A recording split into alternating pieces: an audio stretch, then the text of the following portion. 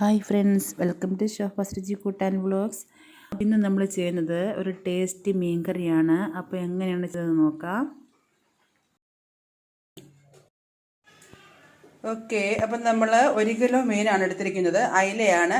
ഇത് 5 അയിലയുണ്ട്. ഇത് 1 കിലോ മീനാണ് കേട്ടോ. അപ്പോൾ നമ്മൾ കഴുകി വൃത്തിയാക്കി എടുത്തിട്ടുണ്ട്. അപ്പോൾ അതിനായിട്ട് വേണ്ട വെളുത്തുള്ളി ഇത്ര എടുത്തിട്ടുണ്ട്, ഇഞ്ചി, കറിവേപ്പില, ഇത് 2 തക്കാളി അരിഞ്ഞു വെച്ചിരിക്കുന്നതാണ്, ഇത് ചുവന്നുള്ളി. അപ്പോൾ ഓക്കെ, നമുക്ക് ചെയ്ത് തുടങ്ങാം. അപ്പോൾ എങ്ങനെയാണ് ചെയ്തത് നോക്കാം.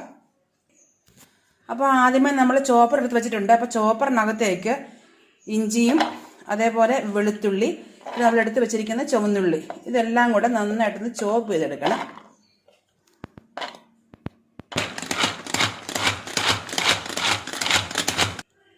ഇഞ്ചിയും വെളുത്തുള്ളിയും പിന്നെ ചുവന്നുള്ളിയും കൂടെ നമ്മൾ ചോപ്പ് ചെയ്തെടുത്തിട്ടുണ്ട്. ചട്ടി വെച്ച് കൊടുത്തിട്ടുണ്ട്. ചട്ടി ചൂടാകുമ്പോൾ അതിലേക്ക് നമുക്ക് വെളിച്ചെണ്ണ ഒഴിച്ച് കൊടുക്കാം. നമുക്ക് ഉലുവ ഇട്ട് കൊടുക്കാം. പൊടിച്ച ഉലുവ ഉണ്ടെങ്കിൽ അതിട്ട് കൊടുക്കാം, കുഴപ്പമില്ല. ഇതിപ്പോൾ ഇവിടെ പൊടിച്ച ഉലുവ ഇല്ലാത്തത് കൊണ്ടാണ് ഞാനിപ്പം ഫുള്ളായിട്ടുള്ള ഉലുവ ഇട്ട് കൊടുത്തത്. അപ്പോൾ അതൊന്ന് മൂത്ത് വരുമ്പോഴത്തേക്കിന് നമുക്ക് ആ ചോപ്പ് ചെയ്ത് വെച്ചേക്കുന്ന ഉള്ളിയും വെളുത്തുള്ളിയും ഇഞ്ചിയും കൂടെ ഇട്ട് കൊടുക്കാം.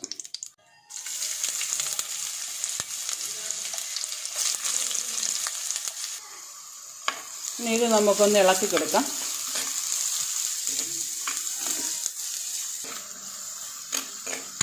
ഇത് നന്നായിട്ടൊന്ന് വഴറ്റിയെടുക്കാം. നല്ല ബ്രൗൺ കളറാകേണ്ട കാര്യമില്ല, ശരിക്കൊന്ന് വഴറ്റിയെടുത്താൽ മതി. നമ്മൾ 2 തക്കാളിയാണ് കട്ട് ചെയ്ത് വെച്ചിരുന്നത്.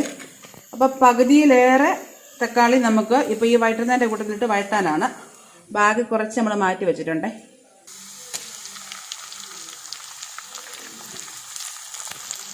ഇതും കൂടെ ഇതിൻ്റെ കൂട്ടത്തിലൊന്ന് വഴറ്റിയെടുക്കാം.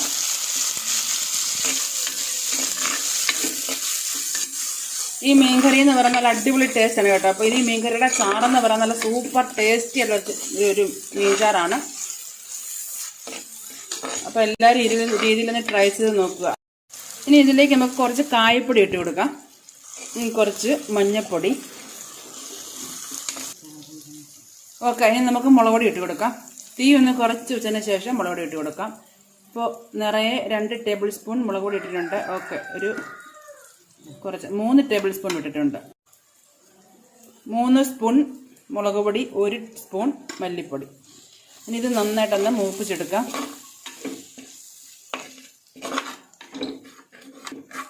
ഓക്കെ, ഇനി നമ്മളിത് ഗ്യാസ് ഓഫാക്കി കൊടുക്കാൻ പോകുകയാണ്. ഇനി നമുക്കിത് തണുക്കുമ്പം മിക്സിയുടെ ജാറിലിട്ട് നന്നായിട്ടൊന്ന് അരച്ചെടുക്കണം. ഓക്കെ,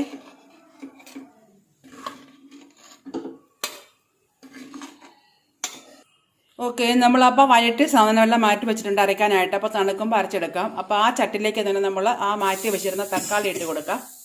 അപ്പോൾ അതിൻ്റെ കൂട്ടത്തിൽ നമ്മൾ പുളി ഇട്ട് വെച്ചിട്ടുണ്ടായിരുന്നു വെള്ളത്തിൽ. അപ്പോൾ അതുകൂടി അങ്ങ് ഒഴിച്ച് കൊടുക്കാം. ഓക്കെ, അത് തിളച്ചിട്ട് ആ തക്കാളിയൊക്കെ നന്നായിട്ടൊന്ന് വെന്ത് കിട്ടണം. നമ്മുടെ തക്കാളിയൊക്കെ നന്നായിട്ട് വെന്തിട്ടുണ്ട്. ഇനിയിപ്പോൾ നമുക്ക് അരച്ചെടുത്ത അരപ്പ് ഇതിലേക്ക് അങ്ങ് ഒഴിച്ച് കൊടുക്കാം.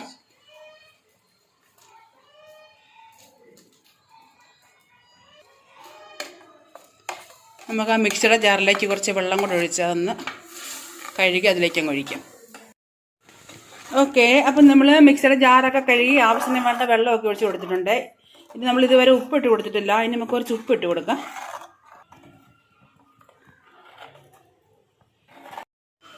അരപ്പ് നന്നായിട്ട് തിളച്ചിട്ടുണ്ട്. അപ്പോൾ എല്ലാ വശം ഒരേപോലെ ഒന്ന് തിളച്ചതിന് ശേഷം നമുക്ക് മീനിട്ട് കൊടുക്കാം. ഓക്കെ, ഇനി മീനിട്ട് കൊടുക്കാം.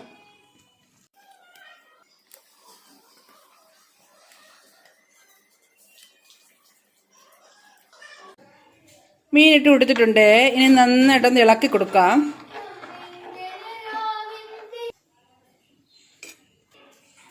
കുറച്ച് കറിവേപ്പില കൂടി ഇട്ട് കൊടുത്ത് നടച്ചു കൊടുക്കാം.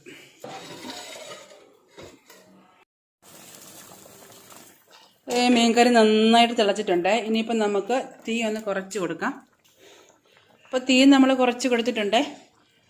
അല്ലാതെ ഒന്നുണ്ടെങ്കിൽ നമ്മുടെ ചാറങ്ങ് പറ്റിപ്പോകും, മീൻ വേവത്തില്ല. അപ്പോൾ അതുകൊണ്ട് ഇനി നമുക്ക് ചെറിയ തീയിലാക്കി കൊടുത്തിട്ടുണ്ട്. ഒന്ന് അടച്ച് കൊടുക്കാം.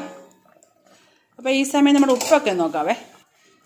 ഉപ്പല്പം കുറവാണ്. നമുക്ക് മീൻ ഒന്നും കൂടെ ഒന്ന് വറ്റിയതിന് ശേഷം നോക്കാം. അപ്പോൾ അതിനുശേഷം ഇല്ലാന്നുണ്ടെങ്കിൽ അത് അല്പം ഉപ്പ് ഇട്ട് കൊടുക്കാം.